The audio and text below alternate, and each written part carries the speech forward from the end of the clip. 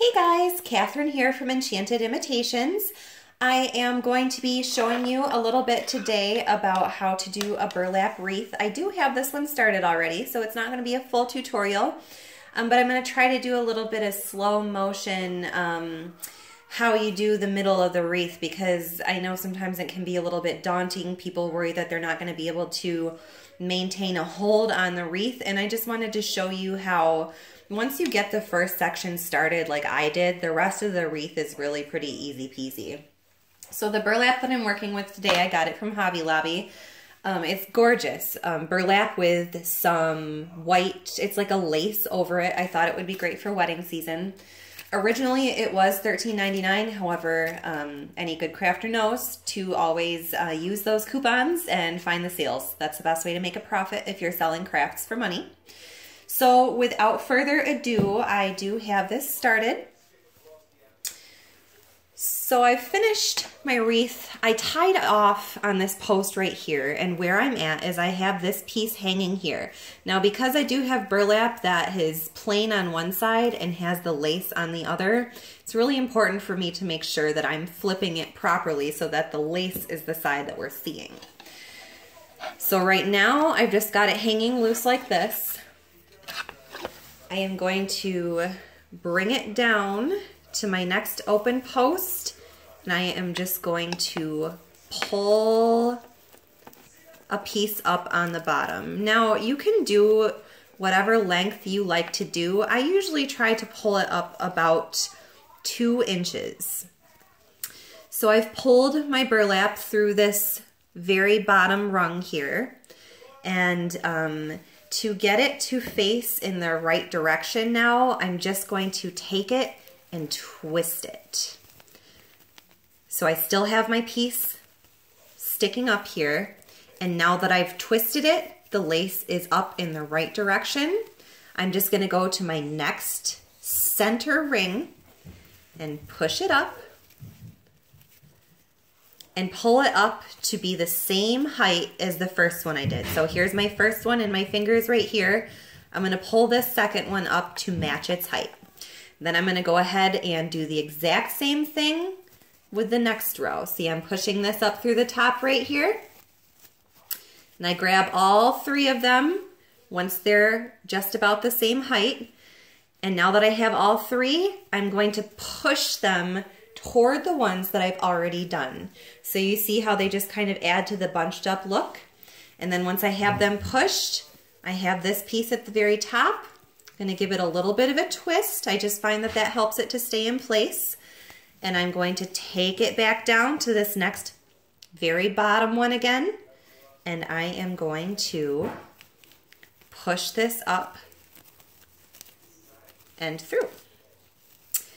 And it's really as simple as that. So I'm going to go finish this. Usually I find that I can do 3 rows of those per section of the wreath.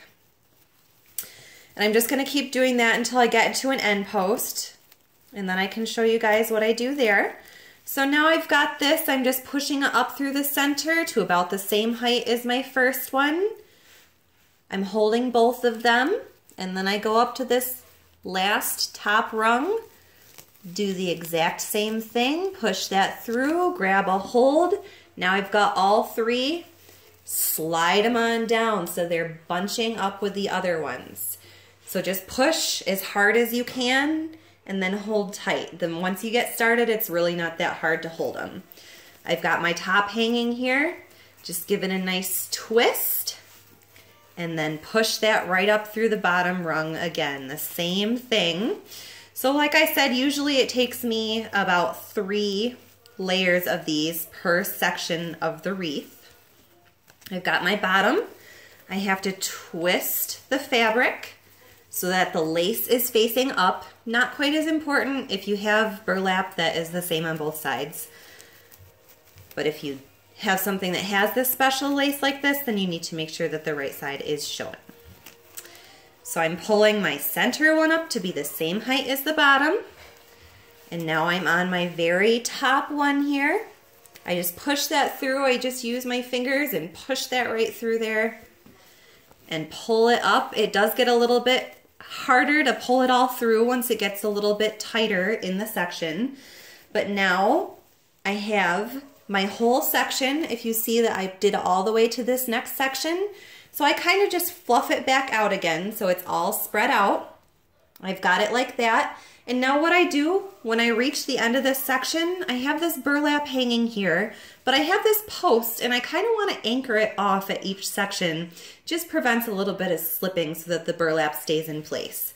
So what I'm going to do is I'm going to flip it over so it's upside down. I'm going to pull this burlap out of my way a little bit so that I can see where this burlap is sitting right here. And this is where my twine comes in. Now you can use something different than twine. I just find that it works for me. So I cut a piece of twine. I would say this is probably about 10-ish inches long. I take my burlap where I ended it off, and I'm going to take the twine and find that post right here, and I want to put my twine under one of the posts. Usually I go through the middle one.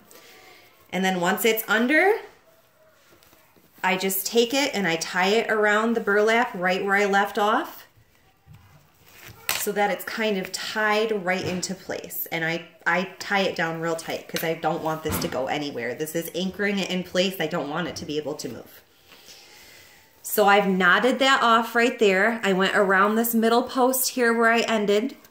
I've knotted that off right there, and my burlap is solidly anchored in place. And if you look at my wreath here, you can see where this is starting to form something that's going to turn into a very, very pretty wreath. When I'm done, I'm probably going to adorn this with some sort of flower, maybe white, maybe pink. I'm not sure yet. But that's the basics of the wreath. Now I'm just going to keep doing the exact same thing all the way around. You see I am going to run out of fabric here pretty soon. I have more rolls hanging back here ready to go. All I do when they reach the end of it is I just hot glue them together. So I just essentially make one extra long piece of burlap and I just keep going until I'm done. It's as simple as that, and there you have it. When you're done, you have a gorgeous burlap wreath, perfect for wedding season. Thanks guys. Stay tuned for more. Bye.